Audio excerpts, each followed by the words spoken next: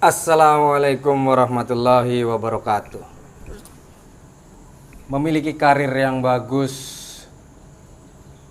banyak diimpikan orang. Karir yang bagus berpotensi dekat dengan kesuksesan. Namun demikian ada beberapa hal yang perlu dipertimbangkan dan perlu diperhatikan. Saya tidak mengulas banyak, tapi setidaknya ada 3 poin penting dalam berkarir maupun berorganisasi agar Anda tidak jadi penyebab sebagai salah seorang penghambat dalam berkarir dan juga dalam berorganisasi. Nah, malam ini aku akan mengulas itu karena karir yang bagus erat kaitannya dengan organisasi yang bagus. Nah, karir seorang tentu ada wadahnya. Wadahnya kita ilustrasikan sebagai organisasinya. Ini juga bisa bisa merepresentasikan organisasi dalam arti organisasi kemasyarakatan, organisasi sosial, ataupun organisasi berbadan hukum atau organisasi badan usaha, baik CV maupun PT. Nah, ini menarik karena akhir-akhir ini kita melihat bahwa hal itu sangat penting untuk diingatkan kepada kita semua orang yang ingin terus bagus dalam berkarir dan juga organisasinya. Nah, tidak panjang lebar, langsung saja yang pertama adalah hindari karakter atau sifat tidak disiplin. Orang yang tidak disiplin agak repot karirnya. Dari sudut pandang manapun orang yang tidak disiplin akan tidak konsisten akhirnya. Tidak tepat waktu. Ini erat kaitannya dengan tanggung jawab juga. Akhirnya dia juga dilemah tanggung jawabnya terhadap beban dia dalam pekerjaan. Kita ngomongin kerja ya, misalnya di organisasi badan usaha. Jadi karir dan organisasi badan usaha, perusahaan gitu ya. Jadi seseorang itu bisa terhambat karirnya gara-gara dia tidak disiplin gitu. Karena erat kaitannya dengan tadi sebuah bentuk tanggung jawab. Kenapa ini? Banyak momen-momen seperti libur panjang, libur-libur yang sifatnya kejepit ini dulu sampai sekarang masih dimanfaatkan oleh sebagian pekerja, karyawan, staf ataupun siapapun dia orangnya yang tidak disiplin. Akhirnya dia nggak bertanggung jawab. Padahal masalahnya sangat sepele. Butuh komunikasi. Setiap badan usaha, setiap perusahaan itu memiliki rule aturan internal yang berbeda-beda. Ada yang sebagian perusahaan itu memiliki standar operasional prosedur jika setiap karyawan yang ingin cuti atau ingin mengambil waktu liburnya harus mengajukan cuti 1 minggu sebelumnya. Ada juga yang bahkan 2 minggu sebelumnya. Itu tergantung dari masing-masing perusahaan, masing-masing standar perusahaan, masing-masing aturan perusahaan, tergantung dari kesepakatan kerja yang ada di perusahaan tersebut. Umumnya pasti diatur. Jadi tidak sedikit orang-orang yang justru memanfaatkan situasi ini berdalih karena kayak momentum seperti ini yang baru saja terjadi. Misalnya momentum lebaran. Tidak sedikit karyawan akhirnya delay. Makanya tidak heran jika kemudian pemerintah daerah seperti DKI itu tegas, siapapun yang tidak masuk dari pertama ada hukuman, ada bentuk yang seolah-olah membuat efek jera, tapi itu tidak efektif juga. Nah, ini penting buat kalian yang ingin tetap meningkatkan karirnya dan juga memberikan kontribusi kecilnya terhadap organisasi ini. Ya mau nggak mau kita harus sadar diri gitu, harus disiplin. Kalau nggak pernah cuti, ya udah konsekuen. Kan udah diatur dalam kesepakatan 3 menteri ya, bahwa cuti hari raya udah diatur nih dari kayak kemarin kasusnya misalnya tanggal 19 sampai tanggal 25. Artinya setiap individu yang ingin melakukan perjalanan pulang kampung udah jelas nih 19, 20, 21, 25. Udah diatur tuh. Nah, kalau dia punya cuti, ambil aja cuti sebelumnya atau sudahnya, clear. Tinggal cutinya ada berapa. Setiap dalam Undang-Undang Tenaga Kerja diatur bahwa setiap orang memiliki hak cuti 12 hari dalam 1 tahun ya. Udah gunakan aja hak cutinya di momentum libur panjang atau libur lebaran kayak kemarin. Namun demikian, ada beberapa jenis usaha yang tidak bisa setiap tahun harus pulang, karena seperti perusahaan-perusahaan jasa, layanan jasa kesehatan itu Diatur, biasanya dulu waktu saya masih jadi karyawan itu diatur. Kalau tahun ini saya bisa pulang, belum tentu tahun depan tidak. Bahkan dulu saya dikocok kalau mau cuti.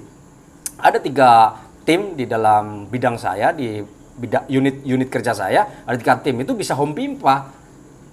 Jadi atasan ini sangat dibutuhkan keadilannya di saat momentum libur panjang. Karena semua orang ingin pulang. Jadi ya kebijakan ini akan ditunggu banyak karyawan, termasuk yang akan ngambil cuti. Kalau kita sadar diri karena kemarin tahun ini saya udah pulang, tahun depan ya udahlah yang 2. Biasanya seperti itu juga udah berlaku di perusahaan-perusahaan tertentu. Biasanya perusahaan jasa layanan publik itu biasanya udah diberlakukan gitu ya.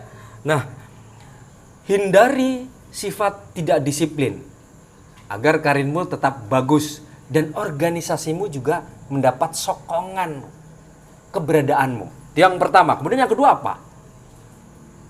Tadi ada kaitannya, tidak bertanggung jawab. Nah, biasanya ketika mau libur, ada jenis atau bentuk-bentuk pekerjaan yang harus didelegasikan terlebih dahulu kepada rekan kerja yang lain gitu. Untuk menghindari masalah pada saat masa libur habis. Ada jenis kegiatan, jenis pekerjaan yang erat kaitannya dengan rentetan pekerjaan lainnya. Jadi ya harus itu bentuk dari tanggung jawab. Enggak disiplin lah, erat kaitannya dengan tidak tanggung jawab, tidak mendelegasikan pekerjaannya kepada rekan kerja yang lain. Ini bisa berdampak fatal terhadap organisasinya. Jangan harap kalau kamu tidak bertanggung jawab bisa dipercaya oleh rekan kerja ataupun atasanmu. Ingat baik-baik, bentuk komunikasi itu bukan hanya bisa mulutnya ngomong, tapi tahu persis apa yang harus diomongkan dan tahu persis apa tanggung jawabnya dalam pekerjaan sehingga karirnya tidak bermasalah. Orang punya tanggung jawab, pekerjaannya belum selesai, yang seharusnya didelegasikan harus segera didelegasikan untuk mengantisipasi, untuk menghindari hal-hal yang tidak diinginkan di kemudian hari. Nah, ketika customer mudah kecewa, ini layanan ini bisa berdampak fatal karena kepercayaan customer itu udah di atas segala-galanya. Nggak ada customer, kita nggak bisa bayar karyawan. Organisasi ini bisa bermasalah kalau nggak punya customer. Artinya mendelegasikan pekerjaan secara lisan maupun tertulis itu sangat penting. Ini bisa menjadi penghambat bukan hanya karir dirinya, tapi juga karir satu timnya. Serius. Jadi tidak disiplin, erat kaitan, tidak bertanggung jawab. Walaupun sesungguhnya banyak karakter atau banyak sifat yang bisa mendominasi karir seorang terhambat ataupun organisasi bisa terhambat untuk bertumbuh, tapi saya hanya akan mengulas 3. Yang pertama tadi adalah tidak disiplin, yang kedua adalah tidak bertanggung jawab, dan yang ketiga ini juga sangat fundamental, tidak terorganisir. Udah jelas dalam setiap organisasi itu ada aturannya, ada rule-nya, ada term of use-nya. Di masing-masing divisi juga masing-masing ada masalah-masalah itu yang udah disepakati. Bisa tertulis, bisa tidak tertulis. Tetapi ini udah menjadi bentuk kesepakatan kerja bersama antara pemberi kerja atau katakanlah organisasi kerjanya, perusahaannya, dan penerima kerja atau karyawan dan stafnya. Kalau sudah disepakati, jangan ngeles. Oh Pak, saya terlambat Pak karena ini lebaran macet. Semua orang udah tahu kalau lebaran itu pasti macet. Jadi bagaimana caranya? Lebih baik kalau datang terlambat daripada tidak datang. Itu udah konsekuensinya memang begitu. Udah macet, memang udah macet. Dari dulu juga udah tahu. Dari sejak zaman belum ada tol MBZ juga orang udah tahu bahwa kemacetan di mana-mana, arah Jawa, arah Jakarta kalau udah harus mudik dan harus balik udah tahu.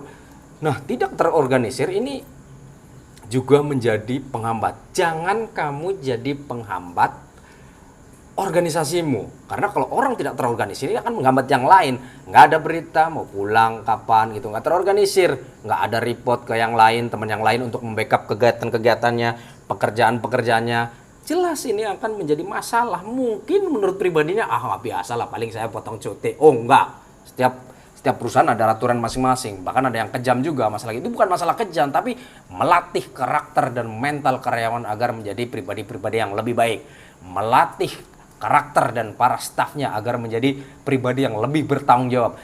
Melatih karyawan-karyawan agar ikut merasa handarbeni, memiliki usahanya, memiliki tempat di mana dia bekerja, ladang dia bekerja. Kita ikut merasakan itu. Ketika organisasi ini bertumbuh dengan baik karena minimnya orang-orang yang tadi memiliki karakter tadi, tentu akan berimbas baik terhadap staf dan karyawannya. 3 poin tadi sangat penting dan fundamental, walaupun banyak karakter dan sifat lain yang sesungguhnya juga berdampak, tetapi tiga ini sangat fundamental kalau saya jadi atasannya. Itu saja dari saya, semoga ada manfaatnya. Billahi taufik wal hidayah. Assalamualaikum warahmatullahi wabarakatuh. Sehat terus.